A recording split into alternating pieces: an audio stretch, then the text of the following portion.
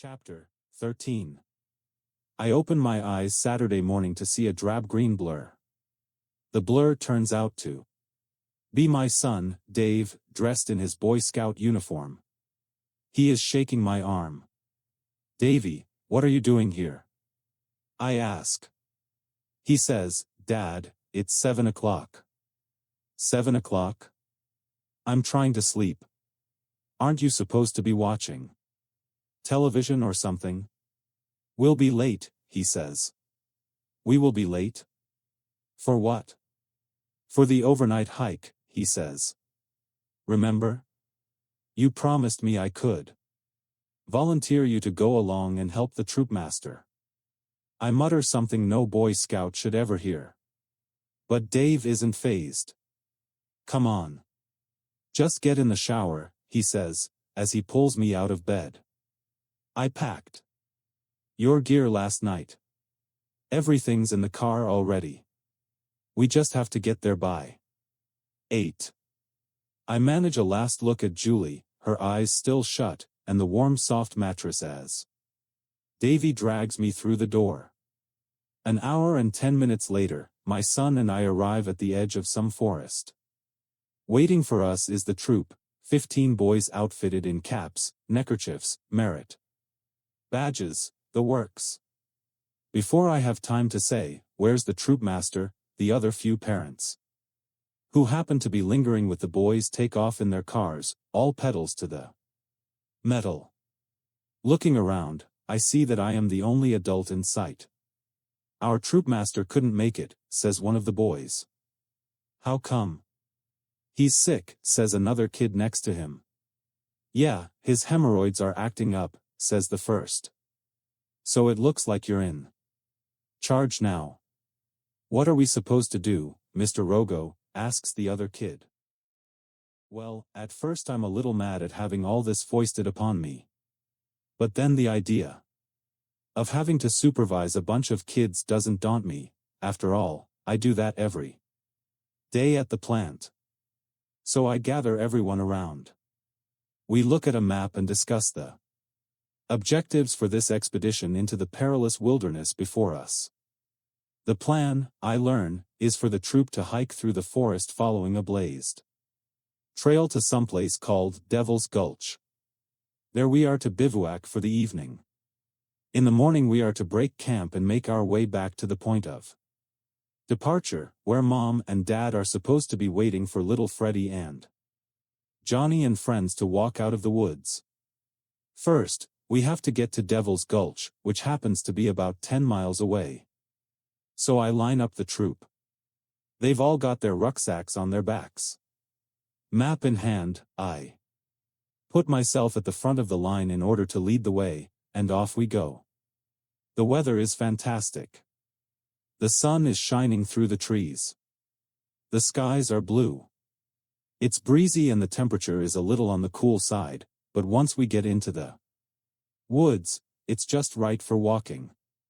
The trail is easy to follow because there are blazes, splotches of yellow paint on the tree trunks every 10 yards or so.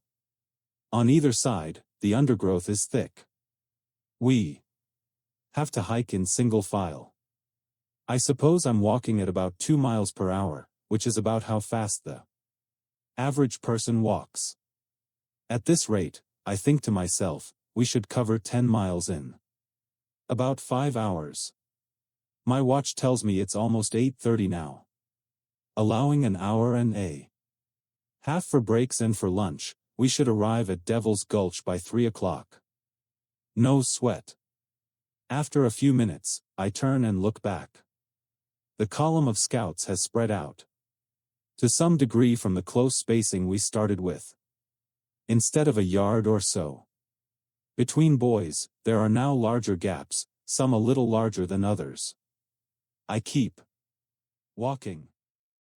But I look back again after a few hundred yards, and the column is stretched out much farther.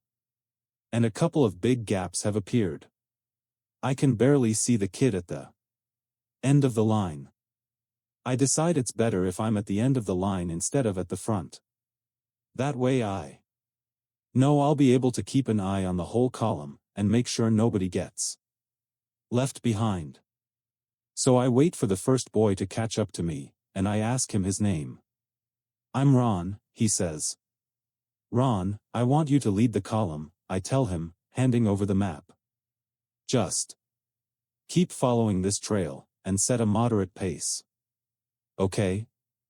"Right, Mr. Rogo." And he sets off at what seems to be a reasonable pace. Everybody stay behind Ron.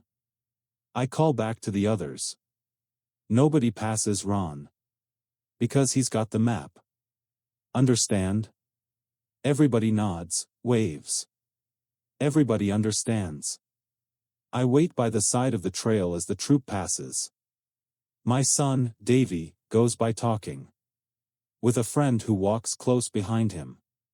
Now that he's with his buddies, Dave doesn't want to know me. He's too cool for that. 5 or 6 more come along, all of them keeping up without any problems. Then there is a gap, followed by a couple more scouts. After them, another, even larger gap has occurred. I look down the trail. And I see this fat kid. He already looks a little winded. Behind him is the rest of the troop. "What's your name?" I ask as the fat kid draws closer. "Herbie," says the fat kid. "You okay, Herbie?" "Oh, sure, Mr. Rogo," says Herbie. "Boy, it's hot out, isn't it?" Herbie continues up the trail and the others follow. Some of them look as if they'd like to go faster, but they can't get around Herbie. I fall in behind the last boy. The line stretches out in front of me, and most of the time, unless we're going over a hill or around a sharp bend in the trail, I can see everybody. The column seems to settle into a comfortable rhythm. Not that the scenery is boring, but after a while I begin to think about other things. Like Julie, for instance. I really had wanted to spend this weekend with her. But I'd forgotten all about this hiking business with Dave. "Typical of you, I guess," she'd say. I don't know how I'm ever going to get the time I need to spend with her. The only saving grace about this hike is that she ought to understand I have to be with Dave. And then there is the conversation I had with Jonah in New York. I haven't had any time to think about that. I'm rather curious to know what a physics teacher is doing riding around in limousines with corporate heavyweights. Nor do I understand what he was trying to make out of those 2 items he described. I mean, dependent events. Statistical fluctuations, so what? They're both quite mundane. Obviously we have dependent events in manufacturing. All it means is that one operation has to be done before a second operation can be performed. Parts are made in a sequence of steps. Machine A has to finish step 1 before worker B can proceed with step 2. All the parts have to be finished before we can assemble the product. The product has to be assembled before we can ship it. And so on. But you find dependent events in any process, and not just those in a factory. Driving a car requires a sequence of dependent events. So does the hike we're taking now. In order to arrive at Devil's Gulch, a trail has to be walked. Up front. Ron has to walk the trail before Davy can walk it. Davy has to walk the trail before Herbie can walk it. In order for me to walk the trail, the boy in front of me has to walk it first. It's a simple case of dependent events. And statistical fluctuations? I look up and notice that the boy in front of me is going a little faster than I have been. He's a few feet farther ahead of me than he was a minute ago. So I take some bigger steps to catch up. Then, for a second, I'm too close to him, so I slow down. There, if I'd been measuring my stride, would have recorded statistical fluctuations. But, again, What's the big deal? If I say that I'm walking at the rate of 2 miles per hour, I don't mean I'm walking exactly at a constant rate of 2 miles per hour every instant. Sometimes I'll be going 2.5 miles per hour, sometimes maybe I'll be walking at only 1.2 miles per hour. The rate is going to fluctuate according to the length and speed of each step. But over time and distance, I should be averaging about 2 miles per hour. More or less. The same thing happens in the plant. How long does it take to solder the wire? Leads on a transformer? Well, if you get out your stopwatch and time the operation over and over again, you might find that it takes, let's say, 4.3 minutes on the average. But the actual time on any given instance may range between 2.1 minutes up to 6.4 minutes. And nobody in advance can say, this one will take 2.1 minutes. This one will take 5.8 minutes. Nobody can predict that information. So what's wrong with that? Nothing as far as I can see. Anyway, we don't have any choice. What else are we going to use in place of an average or an estimate? I find I'm almost stepping on the boy in front of me. We've slowed down somewhat. It's because we're climbing a long, fairly steep hill. All of us are backed up behind Herbie. Come on, Herpes, says one of the kids. Herpes? Yeah, Herpes, let's move it, says another. Okay, enough of that, I say to the persecutors. Then Herbie reaches the top. He turns around. His face is red from the climb. Attaboy, Herbie. I say to encourage him. Let's keep it moving. Herbie disappears over the crest. The others continue the climb, and I trudge behind them until I get to the top. Pausing there, I look down the trail. Holy cow! Where's Ron? He must be half a mile ahead of us. I can see a couple of boys in front of Herbie, and everyone else is lost in the distance. I cup my hands over my mouth. Hey! Let's go up there. Let's close ranks. I yell. Double time. Double time. Herbie eases into a trot. The kids behind him start to run. I jog after them. Rucksacks and canteens and sleeping bags are bouncing and shaking with every step. And Herbie, I don't know what this kid is carrying, but it sounds like he's got a junkyard on his back with all the clattering and clanking he makes when he runs. After a couple hundred yards, we still haven't caught up. Herbie is slowing down. The kids are yelling at him to hurry up. I'm huffing and puffing along. Finally I can see Ron off in the distance. Hey Ron! I shout. Hold up. The call is relayed up the trail by the other boys. Ron, who probably heard the call the first time, turns and looks back. Herbie, seeing relief in sight, slows to a fast walk. And so do the rest of us. As we approach, all heads are turned our way. Ron, I thought I told you to set a moderate pace, I say. But I did, he protests. Well, let's just all try to stay together next time, I tell them. Hey, Mr. Rogo, what'd say we take 5? Asks Herbie. Okay, let's take a break, I tell them. Herbie falls over beside the trail, his tongue hanging out. Everyone reaches for canteens. I find the most comfortable log in sight and sit down. After a few minutes, Davy comes over and sits down next to me.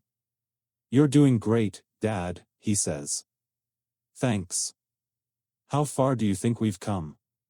About 2 miles, he says. Is that all? I ask. It feels like we ought to be there by now. We must have covered more distance than 2 miles. Not according to the map Ron has, he says. Oh, I say. Well, I guess we'd better get a move on. The boys are already lining up. All right, let's go, I say. We start out again. The trail is straight here, so I can see everyone. We haven't gone 30 yards before I notice it starting all over again. The line is spreading out. Gaps between the boys are widening. Damn it, we're going to be running and stopping all day long if this keeps up. Half the troop is liable to get lost if we can't stay together. I've got to put an end to this. The first one I check is Ron. But Ron, indeed, is setting a steady, average, pace. For the troop, a pace nobody should have any trouble with. I look back down the line, and all of the boys are walking at about the same rate as Ron. And Herbie? He's not the problem anymore. Maybe he felt responsible for the last delay, because now he seems to be making a special effort to keep up. He's right on the ass of the kid in front of him. If we're all walking at about the same pace, why is the distance between Ron, at the front of the line, and me, at the end of the line, increasing? Statistical fluctuations? Nah, couldn't be. The fluctuations should be averaging out. We're all moving at about the same speed, so that should mean the distance between any of us will vary somewhat, but will even out over a period of time. The distance between Ron and me should also expand and contract within a certain range, but should average about the same throughout the hike. But it isn't. As long as each of us is maintaining a normal, moderate pace like Ron, the length of the column is increasing. The gaps between us are expanding. Except between Herbie and the kid in front of him. So how is he doing it? I watch him. Every time Herbie gets a step behind, he runs for an extra step. Which means he's actually expending more energy than Ron or the others at the front of the line in order to maintain the same relative speed. I'm wondering how long he'll be able to keep up his walk-run routine. Yet, why can't we all just walk at the same pace as Ron and stay together? I'm watching the line when something up ahead catches my eye. I see Davy slow down for a few seconds. He's adjusting his pack straps. In front of him, Ron continues onward, oblivious. A gap of 10, 15, 20 feet opens up. Which means the entire line has grown by 20 feet. That's when I begin to understand what's happening. Ron is setting the pace. Every time someone moves slower than Ron, the line lengthens. It wouldn't even have to be as obvious as when Dave slowed down. If one of the boys takes a step that's half an inch shorter than the one Ron took, the length of the whole line could be affected. But what happens when someone moves faster than Ron? Aren't the longer or faster steps supposed to make up for the spreading? Don't the differences average out? Suppose I walk faster. Can I shorten the length of the line?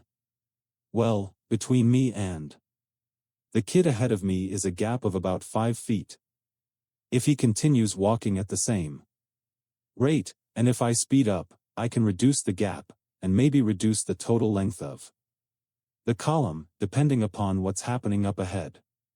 But I can only do that until I'm bumping the kid's rucksack, and if I did that he'd sure as hell tell his mother.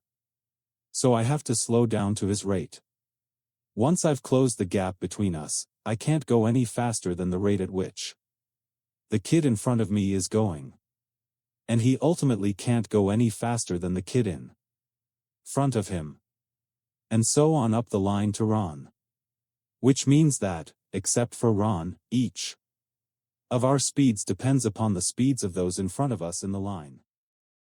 It's starting to make sense. Our hike is a set of dependent events, in combination with statistical fluctuations. Each of us is fluctuating in speed, faster and slower.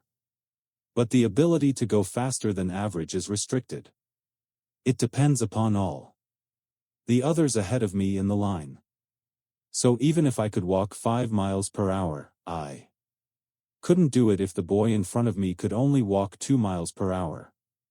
And even if the kid directly in front of me could walk that fast, neither of us could do it. Unless all the boys in the line were moving at 5 miles per hour at the same time. So I've got limits on how fast I can go, both my own. I can only go so fast for so long before I fall over and pant to death, and those of the others on the hike. However, there is no limit on my ability to slow down. Or on anyone else's ability to slow down or stop. And if any of us did, the line would extend indefinitely. What's happening isn't an averaging out of the fluctuations in our various speeds, but an accumulation of the fluctuations. And mostly it's an accumulation of slowness, because dependency limits the opportunities for higher fluctuations. And that's why the line is spreading. We can make the line shrink only by having everyone in the back of the line move much faster than Ron's average over some distance. Looking ahead, I can see that how much distance each of us has to make up tends to be a matter of where we are in the line. Davy only has to make up for his own slower than average fluctuations relative to Ron, that 20 feet or so which is the gap in front of him. But for Herbie to keep the length of the line from growing, he would have to make up for his own fluctuations plus those of all the kids in front of him. And here I am at the end of the line. To make the total length of the line contract, I have to move faster than average for a distance equal to all the excess space between all the boys. I have to make up for the accumulation of all their slowness. Then I start to wonder what this could mean to me on the job. In the plant, we've definitely got both dependent events and statistical fluctuations. And here on the trail, we've got both of them. What if I were to say that this troop of boys is analogous to a manufacturing system, sort of a model? In fact, the troop does produce a product. We produce walk trail. Ron begins production by consuming the unwalked trail before him, which is the equivalent of raw materials. So Ron processes the trail first by walking over it, then Davy has to process it next. Followed by the boy behind him, and so on back to Herbie and the others and on to me. Each of us is like an operation which has to be performed to produce a product. In the plant, each of us is one of a set of dependent events. Does it matter what order we're in? Well, somebody has to be first and somebody else has to be last. So we have dependent events no matter if we switch the order of the boys. I'm the last operation. Only after I have walked the trail is the product sold, so to speak. And that would have to be our throughput, not the rate at which Ron walks the trail, but the rate at which I do. What about the amount of trail between Ron and me? It has to be inventory. Ron is consuming raw materials, so the trail the rest of us are walking is inventory until it passes behind me. And what is operational expense? It's whatever lets us turn inventory into throughput, which in our case would be the energy the boys need to walk. I can't really quantify that for the model, except that I know when I'm getting tired. If the distance between Ron and me is expanding, it can only mean that inventory is increasing. Throughput is my rate of walking, which is influenced by the fluctuating rates of the others. So as the slower than average fluctuations accumulate, they work their way back to me. Which means I have to slow down. Which means that, relative to the growth of inventory, throughput for the entire system goes down. And operational expense? I'm not sure. For Unico, whenever inventory goes up, carrying costs on the inventory go up as well. Carrying costs are a part of operational expense, so that measurement also must be going up. In terms of the hike, operational expense is increasing any time we hurry to catch up, because we expend more energy than we otherwise would. Inventory is going up. Throughput is going down.